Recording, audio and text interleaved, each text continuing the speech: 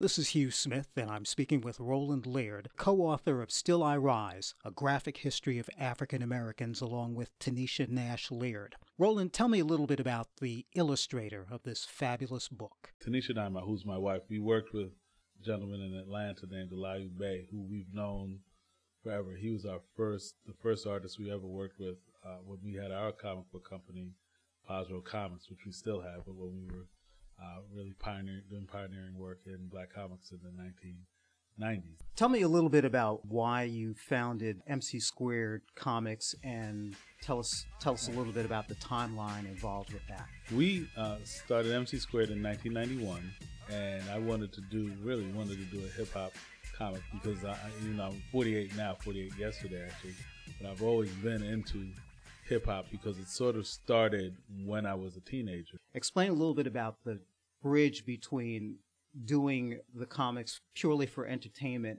and this great new book that has really a strong message of black history. We were really moving well. In 1994, we were in a gas pipeline explosion, so all of our MC Squares, all of our inventory essentially was level. In July of 93, which is obviously before the explosion, we actually featured in the New York Times. So we put together a proposal, and the book was sold at an auction. And then from there, Eli, who's really into black history, and I'm also into black history, and Taneshia is as well, and we immersed ourselves in this. And it took 2 years, really, to do the entire project. The thing is, Still I Rise is over 200 pages.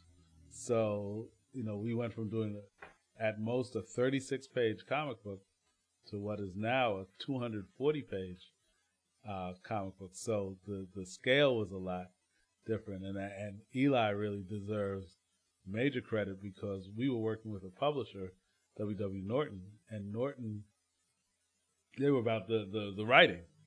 So we spent a lot of time with that, and then Eli had to draw these 200 pages in about the same time it took me to write the book, which is, it was difficult. And also, we were still being edited as he was drawing, so the things were changing. So it was really an interesting experience for him. I think that the publisher learned a lot. This was W.W. Norton. This was initially in 1997.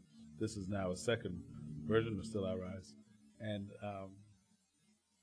that's how we came to do an African American history comic book. I think because in all of our MC Squares and even our comic strip, The Griot, there was always a little something that was either historical, culturally relevant, or current events related. We're talking with Roland Laird, who is the co-author of Still I Rise, a graphic history of African Americans.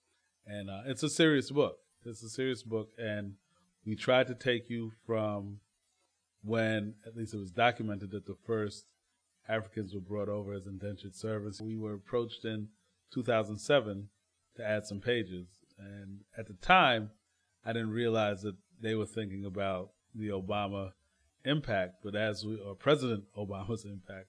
But as we went forward, I saw, okay, this is where they're going with this, and we actually had to do multiple endings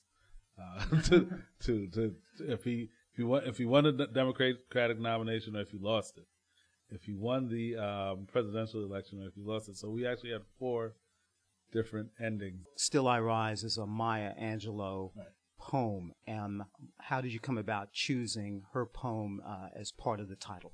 Taneshia wanted to do that, and she wanted to do that because it was, I guess she was thinking about the Phoenix, since we had the explosion and we lost everything. It was a catastrophic fire, but here we were rising. You have a very well-documented timeline during the Civil War, pre-Civil War, a lot of Frederick Douglass. Yeah.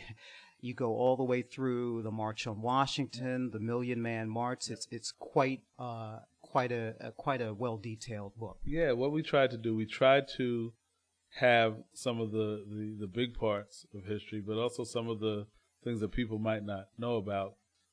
Still I Rise also had historians that reviewed it then and really tried to make it as authentic as possible. Was there anybody in particular you definitely wanted to include? I definitely wanted to include Martin Delaney.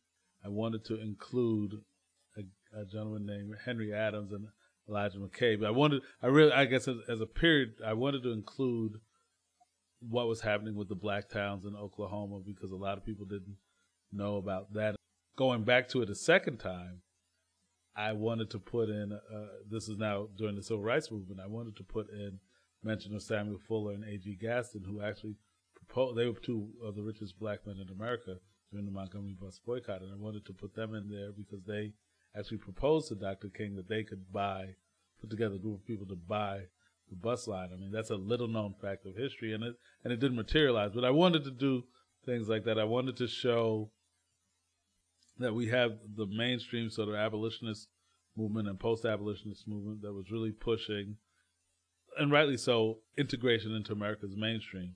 But I also wanted to show that there was a viable, for lack of a better term, black nationalist perspective that said, hey, we need to have a close control of our resources and move that way. And I wanted to show those things almost in parallel. Well, we've been talking with Roland Laird, who is the co-author of Still I Rise, A Graphic History of African Americans. Thanks again. Thanks, man.